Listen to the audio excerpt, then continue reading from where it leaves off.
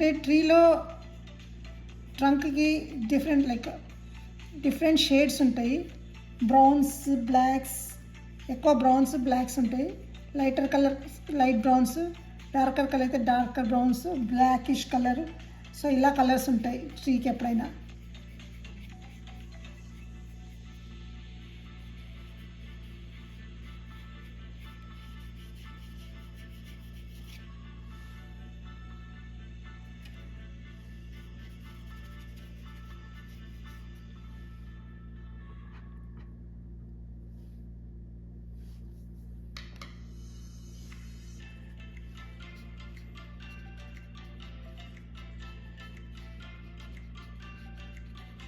So ఇది main painting అనేది bird.